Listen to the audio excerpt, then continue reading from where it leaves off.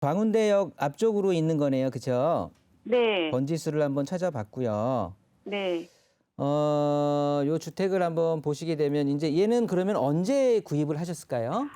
2000년도에 7월 달에요. 작년이요. 네네. 작년 7월에 매수를 하셨고 요거 어떻게 투룸인가? 요즘 투룸들 많이 사시던데 투룸이세요? 아니, 3룸이에요. 아, 쓰리룸이요. 네네. 쓰리룸이면 가격이 한 2억 초반? 네, 2억 500 주고. 아, 2억 500이요. 네네. 요렇게 매수를 하셨는데 얘는 지금 그러면 전세 임대 주고 계시겠네요. 아, 네. 얼마 주고 계시죠? 1억 3천이요. 1억 3천이면 토탈 투자금이 한 7천만 원 정도, 7,500 정도 들어갔네요. 네. 네네. 네. 여기는 이제 이 광운대 역세권 개발 이런 것들 보고 투자를 하셨겠고요. 네. 네. 이쪽 지역은 중간에도 거주를 하셨던 거예요? 아니면 이쪽 지역은 완전히 투자로 처음 들어가 보신 거예요? 투자로 처음 들어가 봤어요. 아, 그럼 이 동네 상황은 잘은 모르시겠네. 그죠? 그냥 조금 주소는 아, 이쪽 한번 요렇게 돌아다녀 보셨어요? 네, 아니 제가 네. 장이동 포레카운티에서 거주하고 있거든요. 아, 네. 그러면 뭐 근처에 거주하고 계시는 거네요. 아, 네네네. 요렇게 보시면 될 것 같아요. 여기가 지금 예. 근데 얘 전망이 궁금하신 거예요? 지금 주택임대 아, 사업자 네네. 되셨어요? 네, 향후 전망이 궁금해서요. 잘못 샀나 이렇게 걱정이 돼갖고. 작년 7월이면 일단 1년도 안 됐으니까 좀 가지고 갈 볼만은 한데 어떠세요? 네. 아, 그래서 아니 제가 네네. 여기에서 아파트에서 다시 이렇게 좀 갈아타고도 싶고 그래서 네. 그것 때문에 조금. 여기를 이렇게 네. 말씀드릴 수가 있을 것 같아요. 네. 여기가 지금 이렇게 이쪽 지역이 여기가 이제 뭐 흔히 말해서 미미삼 아파트가 버티고 있잖아요. 네. 그러다 보니까 얘네들이 이제 재건축 뭐 안전진단 통과해서 이제 재건축 바람이 뭐 계속 몇 년 전부터 불었던 지역이에요. 네네. 그리고 여기가 이제 광운대역 개발을 한다라고 또 얘기가 나오고 있는 거거든요. 네. 그렇다 보니까 여기에 이제 어떻게 보면 상업 업무 시설도 복합 시설들이 생기게 되니까 이쪽 지역이 많이 발전을 하기 위해서 이쪽에서 이주 세력들 그다음에 이쪽에 어떤 직장인들 업무 시설들이 생기니까 그러면 여기 앞에 이제 임대 수요가 늘어나서 이쪽에 가치가 올라갈 것이다라고 아마도 이런 생각으로 매수를 하셨던 것 네네. 같아요. 네. 그러다 보니까 이쪽에 요렇게 네. 이 지역은 일반적인 그 월세를 받을 수 있는 수익형 상품에 가까운 원룸 내지는 투룸을 별로 안 짓고요. 예. 요렇게 아파트를 대체할 수 있는 쓰리룸들을 많이 지어요. 아.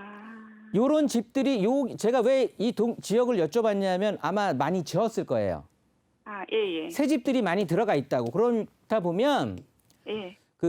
개발을 하기 위해서 가장 기본적으로 우리가 충족시켜줘야 되는 게 노후도거든요. 네네. 이 지역 전체의 노후도가 그렇게 높지를 못해요. 아. 최근에 집을 많이 지었어요. 그러니까 최근 2, 3년 사이에. 네. 광운대역 개발이니 여기 미미삼 재건축인 이런 말이 나오면서부터 많이 지었거든요. 네. 그래서 2019년, 2020년, 2018년 후반부터 이쪽에 분양한 것들이 많았어요. 신축 이런 쓰리룸 빌라 이런 것들을. 예, 예. 그러다 보니까 전체적으로 노후도가 그렇게 높지는 못하다 보니 우리 시청자님이 여기를 내가 재개발을 노리고 들어갔습니다라고 얘기를 하면 네네. 말씀을 하시면 저는 이건 아닙니다라고 말씀을 드리려고 했고요. 네. 그런데 좀 장기적으로 가져가면서 이 광운대 역세권이 개발을 하면서 요 앞에 토지의 가치가 올라가면서 임대 수요가 늘어나면서 전세 금액이 좀 상승할 거를 노리고 네. 그럼 전세 금액이 올라가면서 매매 가격을 좀 밀려 올라갈 거거든요. 네네. 그런 걸 노리고 들어가셨다고 하면 뭐 잘 사신 거고요. 아. 그러니까 내가 매수를 하실 때에 네. 그런 어떤 목적 의식이 확실했다라고 하면 예, 예. 첫 번째로 여기가 재개발로 목적 의식을 들어갔다라고 하면 당연히 이쪽은 재개발이 될 테니 자녀분한테 증여를 하라고 제가 말씀을 드리려고 했던 건데 네. 여기는 재개발은 아닌 것 같아요. 제가 보기엔. 아. 네, 그러기에는 굉장히 힘들거든요. 네. 노후도 자체가 일단은 굉장히 한번 동네 돌아다녀 보시면 될 것 같아요. 주말에. 아, 네. 좀 새 집들을 많이 지었기 때문에 네. 노후도적인 측면에서 네. 좀 힘들 것 같은데 그렇다고 보면 요 광운대 역세권에서는 한 500m, 350m 안짝일 네네. 거거든요. 네네. 그러면 역세권 개발 지금 정부에서 얘기하는 공공주도로 하는 역세권 이제 개발로 또 편입이 될 수는 있을 것 같아요. 네. 그런데 그거는 이제 2020년 7월에 매수를 하셨기 때문에 네. 이제 지금 현재 정부에서 얘기하는 2월 4일 이전에 매수를 하신 거거든요. 네. 그러니까 소위 말해서 현금 청산 당할 그런 거는 아닌 거예요. 네네. 그러니까 그런 쪽으로 기대를, 근데 저는 그게 조금은 희망 고문이 될 수도 있을 것 같아요. 왜냐하면 그거 신청은 여기 거주하시는 분들 10%면은 신청이 가능해요. 아. 10% 동의만 받으면 신청은 가능하거든요. 네. 그런데 그렇게 해서 예정직으로 딱 됐다라고 하면 네. 3분의 2가 또 1년 내에 동의를 해야 돼요. 음. 근데 그 동의하는 게 사실 쉽지 않을 것 같은 거예요. 제 판단에는. 네, 그렇죠, 그렇죠. 그런 게 좀 있어요. 그래서 그거는 한번 생각을 해 보시는 게 좋을 것 같고, 네. 일단 아까 주택이 이거 하나라고는 말씀 안 그러니까 또 다른 주택이 있으시다고 했잖아요. 장유동에 거주하신다고 했잖아요. 네네. 그러면 2주택인 상황이시잖아요. 네. 그러면 얘를 주택임대 사업자로 등록하느냐가 또 궁금하시기는 할 거예요. 아, 네네. 네, 그렇다고 보면 예. 주택임대 사업자로 등록을 해서 어차피 이제 8년짜리를 등록하면 10년은 가져가야 얘 장기 보유 특별 공제도 받고 여러 가지 이제 혜택을 받을 수가 있는 건데 네. 10년 동안 가져갈 만한가? 뭐 다른 데 투자를 내가 생각하고 있지 않다라고 하면 저는 이거 가져가도 된다라고 봐요. 아. 왜냐하면 네. 금액은 10년 뒤에 금액은 올라가 있을 거예요. 이건 분명한 사실인 거고. 그렇죠. 네. 예, 그리고 여기에 어차피 임대 수요가 좀 늘어날 거는 하기 때문에 그런데 만약에 시청자님께서 네. 지금 내가 장유동에 거주하고 있는데 갈아타고 싶은 마음이 있다라고 했잖아요. 아파트를. 네.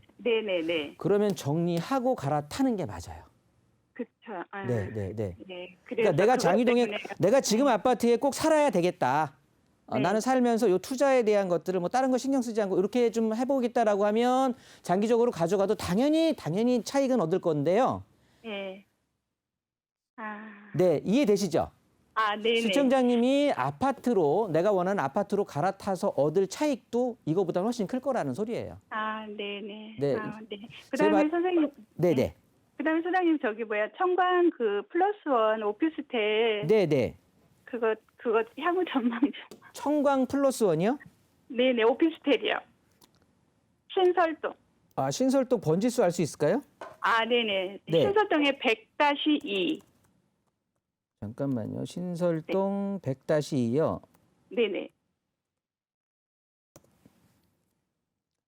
아, 여기 있네요. 네네. 신설동 여기가 무슨 신설동역 앞에 있는 거네요? 아, 네네. 네. 오피스텔은 네네. 제가 시청자님뿐만 아니라 다른 분한테도 많이 이제 말씀을 드리는데 그러면 얘는 언제 사신 거예요? 얘는 19년도 12월 달에. 그럼 주택이 3주택이신 거예요? 아, 네. 부동산 부자시네요. 잠깐만 얘를 19년 그러니까 그러면 얘를 매수하실 때 네네. 얘는 아니, 지금 아직 이거는 6월 달에 입습니다. 아직 짓고 있는 거예요? 아, 네네. 그러면 분양 사무실에서 네. 요 임대 얼마에 맞춰줄 수 있다고 해요? 그냥 그때는 1,000만 원에 80이었고요. 네네, 1080이요. 네네. 그러면 우리 오피스텔 매매 가격은요? 분양 가격은? 분양 가격이 2억 2천. 2억 2천만 원이요? 네네. 2억 2천에 80만 원의 그 수익률이면 나쁘지 않아요. 괜찮아요. 아, 그러니까 오피스텔은 이렇게 보시면 돼요. 여기가 그러면 올라갈까요? 차익은 별로 안 나요. 아, 확실하게 말씀드릴 수가 있고요. 네. 왜 그런 거 하니? 여기 이쪽 주변 자체가 그러니까 우리가 오피스텔 가격이 올라가려고 하면은요.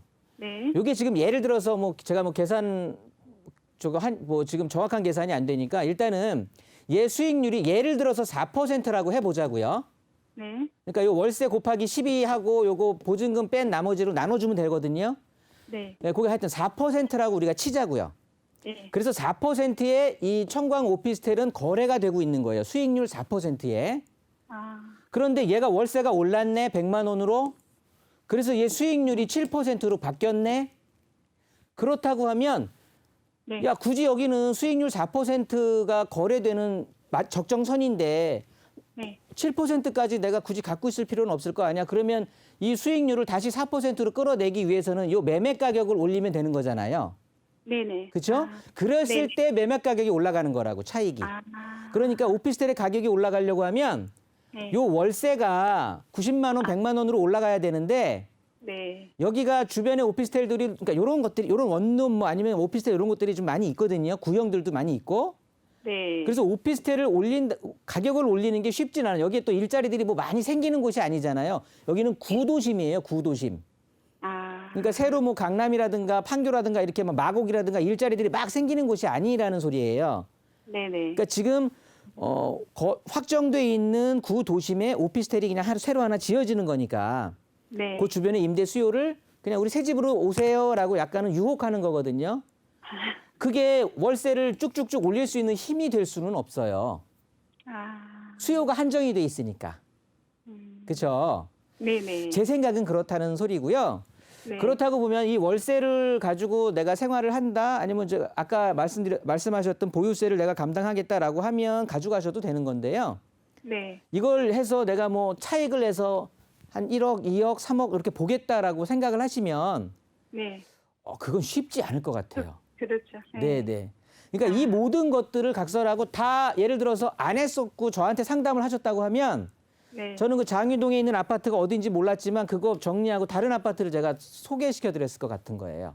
아, 그게 낫지 않았을까 싶어요. 지금은 주택수만 늘어나서 보유세에 대한 부담만 생기고 네. 좀 그런 어떤 좀 자가당착에 빠지지 않았을까라는 생각이 들거든요.